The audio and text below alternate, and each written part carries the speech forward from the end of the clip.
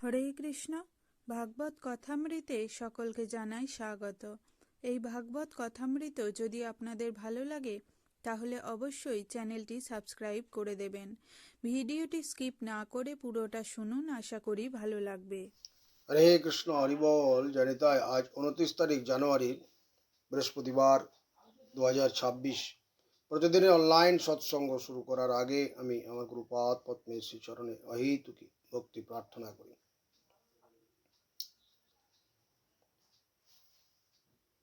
ভক্তি সিদ্ধান্ত সরস্বতী ঠাকুর প্রভুপাদের শ্রী চরণান্তিকে শতকোটি ভক্তিপূর্ণ প্রণাম জানাই। শ্রী শ্রী শ্যামদাস বাবার চরণে আমি অহেতুকি ভক্তি প্রার্থনা করি। সমস্ত গৌরাঙ্গ পরিবারের সকল ভক্তকে জানায় দণ্ডবত প্রণাম এবং সকলের কাছে আমি কৃপা এবং আশীর্বাদ প্রার্থনা করছি।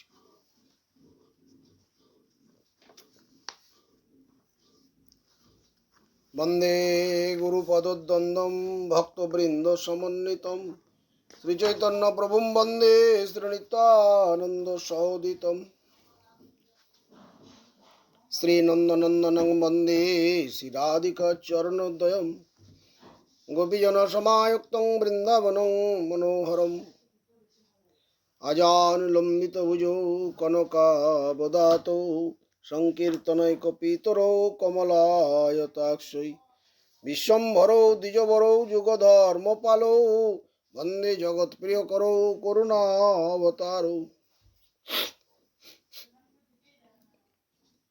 নমামি গঙ্গে তব পাদ পঙ্কজম সুরাসুরৈর্বন্দিত দিব্যরূপম ভক্তিম চ মুক্তিম চ দদাসি নিত্যম ভবানুরূপে সদা নরানাম ধ্যেয়ং সদা পরিভবপ্নম অবিষ্টতহম তীর্থাস্পদম শিববিরিঞ্চিনূতম শরণ্যম প্রণতপালম ভবাব্দিপোতম বন্দে মহাপুরুষতে চরণারবিন্দম ভাগীশযস্য বদনে লক্ষ্মীর্যস্য চ বক্ষসি যস্যস্তে হৃদয় সংবিত্তম নৃসিংহমহং ভজে গঙ্গা তরঙ্গ রমণীয় জটা কলাপম গৌরী নিরন্তর বিভূষিত বাম ভাগম নারায়ণ প্রিয় মনঙ্গ মদাপহারম বারাণসী পুরপতি ভজ বিশ্বনাথম শ্রীকৃষ্ণ চৈতন্য প্রভু নিত্যানন্দ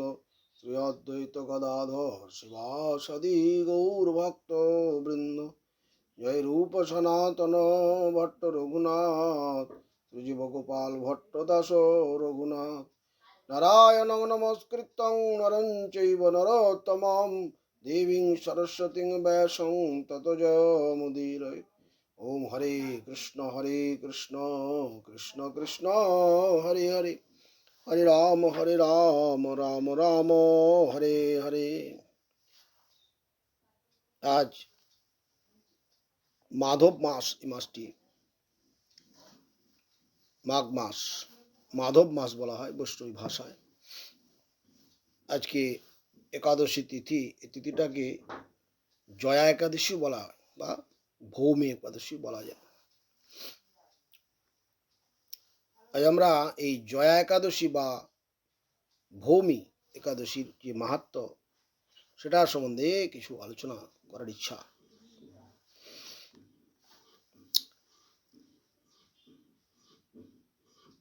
এই একাদশী সম্বন্ধে ভবিষ্যৎ উত্তর যে পুরাণ, সেই পুরাণে যুধিষ্ঠির মহারাজ শ্রীকৃষ্ণ যে সংবাদ আছে সেখান থেকে বর্ণনা রয়েছে।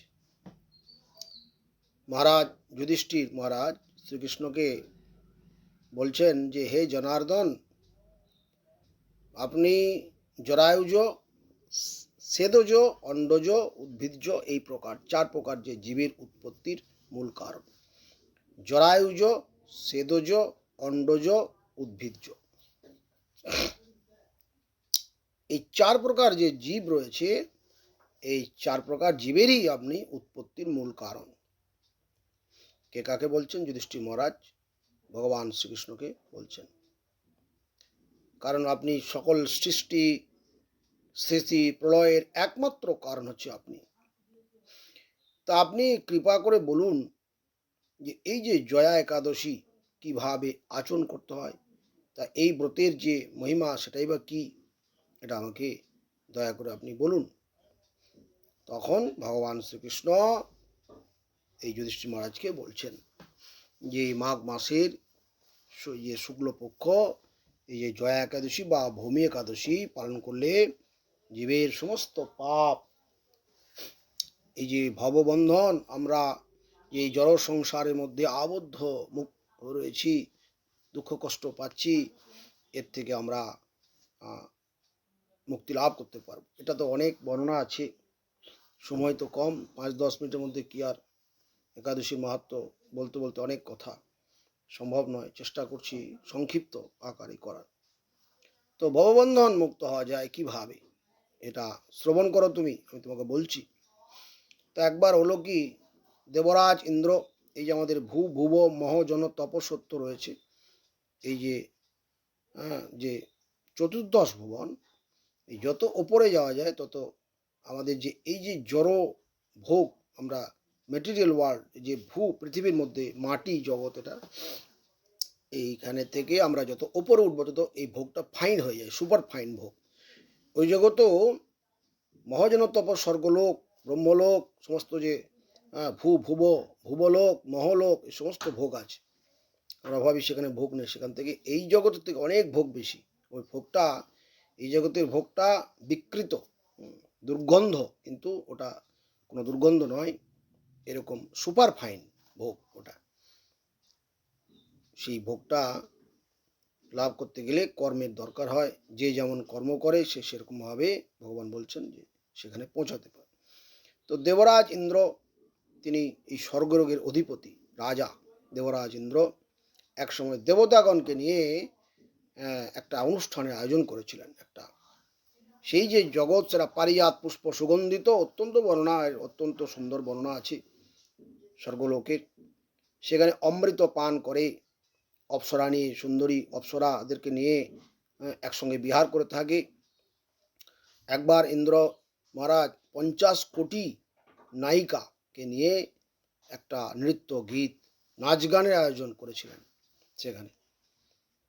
তো সেখানে অনেক গন্ধর্ব গায়ক, গান্ধর্বী গায়িকা এসছেন সব। তার মধ্যে চিত্রসেন নামক এক যে গন্ধর্ব, সেই চিত্রসেন গন্ধর্ব, তার যে মালিনী স্ত্রী কন্যাকে নিয়ে উপস্থিত ছিলেন সেখানে। মালিনী তার স্ত্রী এবং কন্যাকে নিয়ে উপস্থিত ছিলেন। সেই মালিনীর একটা পৌত্র ছিল, সেই পৌত্র পুষ্পবন্তী নাম্নী এই যে এক গান্ধর্বী গায়ক, এই মাল্যবান, যে এই মালিনী দেবীর যে কন্যা, গান্ধর্বী পৌত্র মাল্যবানের, এই যে মাল্যবান, সেই মাল্যবানের এই যে গান্ধর্বী গায়িকা, সে তারপর মোহিত হয়ে পড়ল। সুন্দরীকে দেখে, সুন্দরকে দেখে সুন্দরী মোহগ্রস্ত হয়ে গেল। সেখানে নৃত্য গীত বাদ্য তারা গাইছিল, গাইতে গাইতে তারা কামেতে মুগ্ধ হয়ে গেল এবং উভয়কে আকর্ষণের মাধ্যমে বশীভূত করল। তখন সেই যে কামদেব কাম বানে দগ্ধীভূত হয়ে, যে ইন্দ্র যে আয়োজন করেছিল সেখানে নৃত্য গীত, সেগুলো একটু বিঘ্নিত হতে লাগলো এবং ইন্দ্র অপমানিত বোধ করলো যে এত সুন্দর একটা আয়োজন, সেখানে দুজন যে গায়ক গায়িকা তারা কামে মুগ্ধ হয়ে গেছে। তাই তিনি অপমানিত হয়ে তিনি একটা অভিশাপ প্রদান করেছিলেন যে তোরা দুইজনে স্ত্রী পুরুষ রূপে পিশাচ জন্ম লাভ করো, তোমরা যে কর্ম করেছো যেমন কর্ম তেমনি ফল। পিশাচ জন্ম, এত সুন্দর আয়োজন, তোমরা এই যে বিঘ্নিত হলো অনুষ্ঠানটা, এর জন্য তোমরা পিশাচ জনই লাভ করো। তারা সত্যি সত্যিই সেই পিশাচি হয়ে হিমালয়ের যে প্রান্ত, সেখানে দুঃখপূর্ণভাবে জীবনযাপন করতে লাগলো।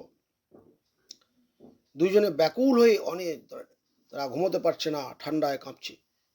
পিশাচকে বলতে লাগলো, হায় আমরা কত কর্ম খারাপ করেছি, দুঃখ দায়নি পাপ করেছি, যে কারণে আমাদের এই অবস্থা।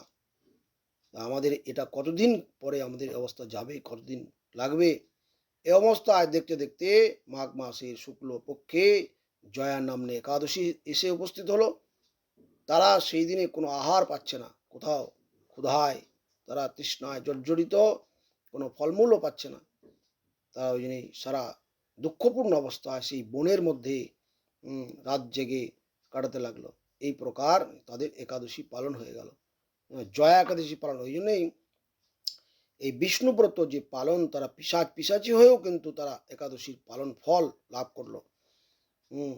তখন তারা আবার সেই পূর্ব যে দেহ ছিল, সেই দেহে তারা বিমান যোগে তারা ইন্দ্র মহারাজের কাছে চলে গেল।